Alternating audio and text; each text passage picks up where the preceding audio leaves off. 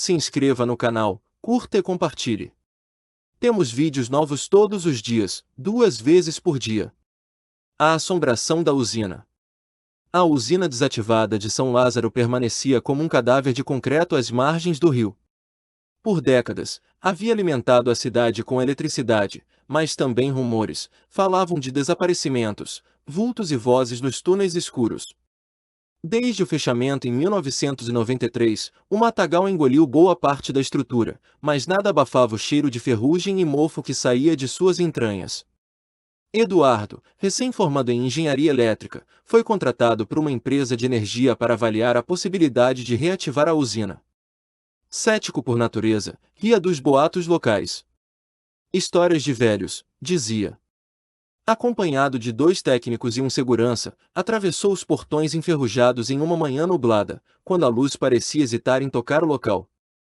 Assim que pisaram no salão das turbinas, os equipamentos abandonados pareciam observar.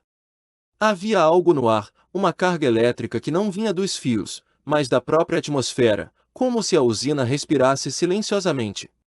Um dos técnicos, Leandro, comentou em tom de brincadeira que parecia que alguém ainda estava trabalhando ali. Eduardo apenas sorriu.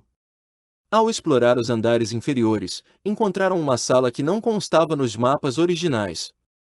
A porta estava entreaberta, e dentro havia painéis antigos ainda emitindo um leve brilho azulado, embora desligados da rede há mais de 30 anos.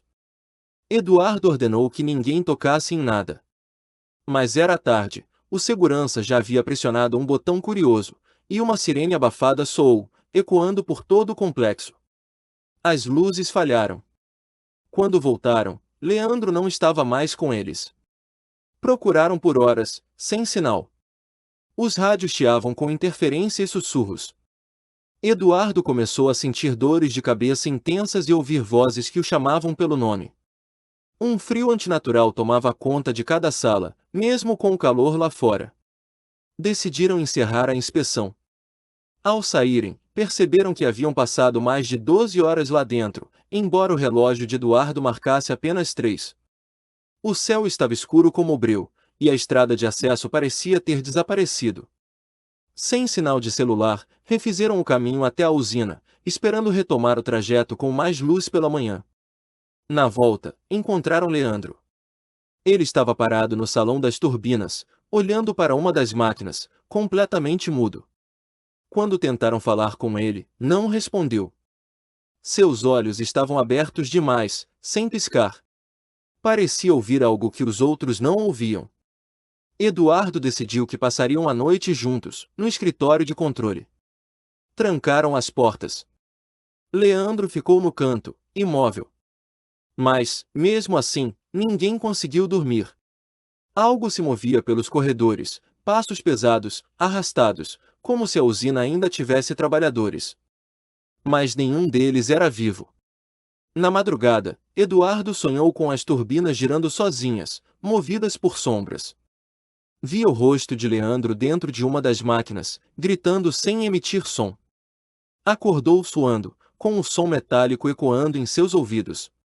Ao seu lado, os demais dormiam mal, inquietos.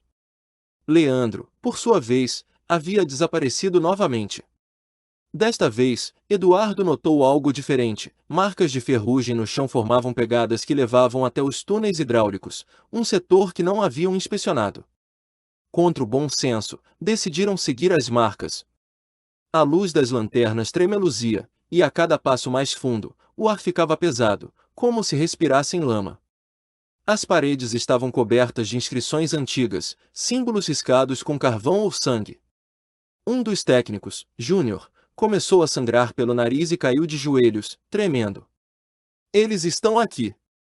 Eles nunca saíram, murmurava, agarrando o peito. Eduardo tentou carregá-lo, mas Júnior se debatia como se estivesse sendo puxado por correntes invisíveis. Voltaram ao escritório deixando Júnior inconsciente. A tensão entre os sobreviventes crescia. Tudo indicava que a usina não estava apenas amaldiçoada, ela era um receptáculo de algo antigo e faminto. Eduardo, relutante, começou a considerar que os boatos eram verdadeiros. Ao investigar documentos antigos deixados no local, encontrou um diário de 1972, assinado por um operário chamado Silvério. Nele, o homem descrevia um acidente que nunca constou nos registros oficiais, uma explosão subterrânea seguida de sumiço de 3 trabalhadores. Após isso, todos começaram a relatar aparições e vozes. A empresa abafou tudo. Os sobreviventes foram afastados ou mortos em acidentes dias depois.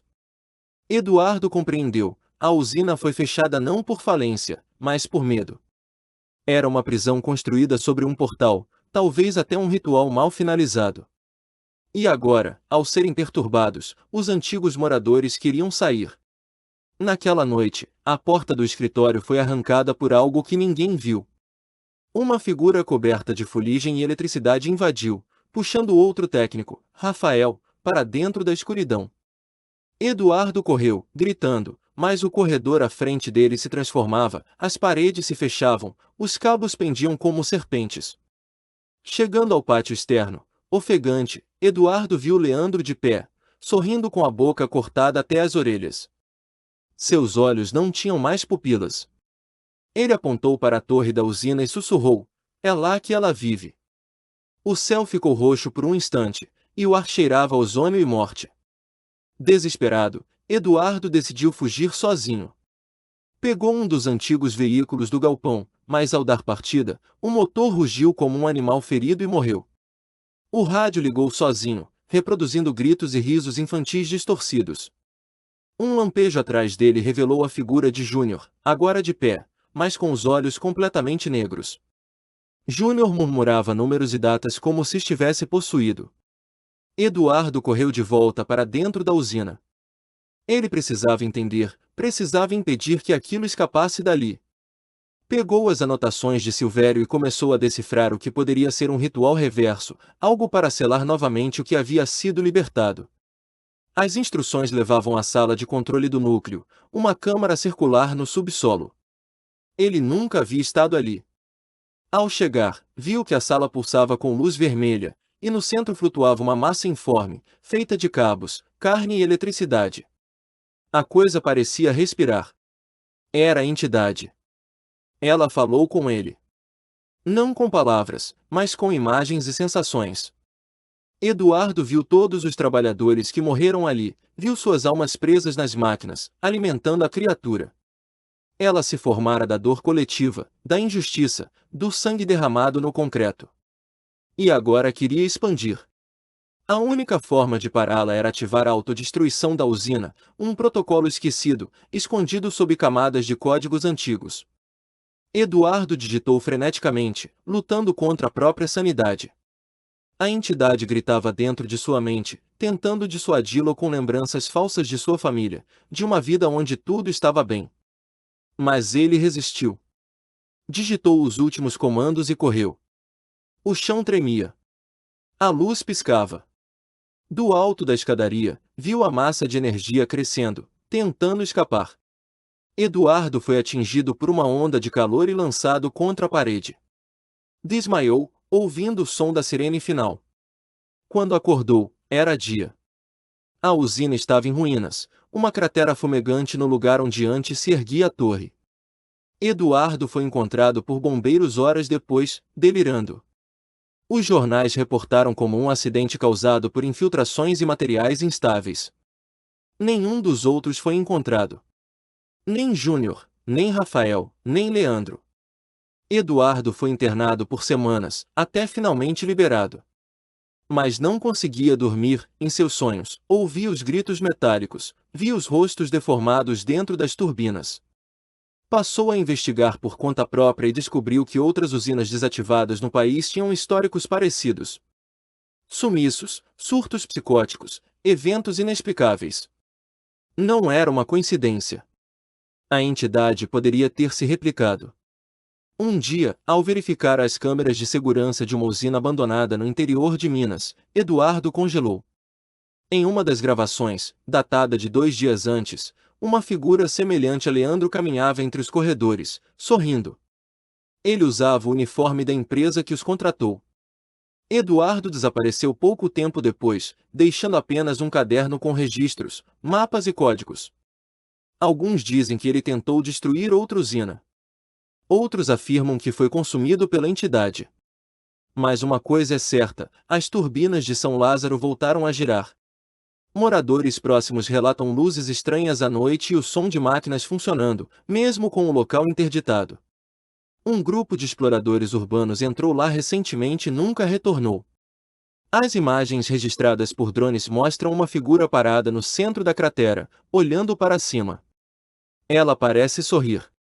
Se você sente que essa história merece continuar sendo contada, considere nos apoiar no Apoia-se. Com sua ajuda, podemos trazer mais histórias sombrias como esta à tona, explorando os mistérios que assombram nossa imaginação.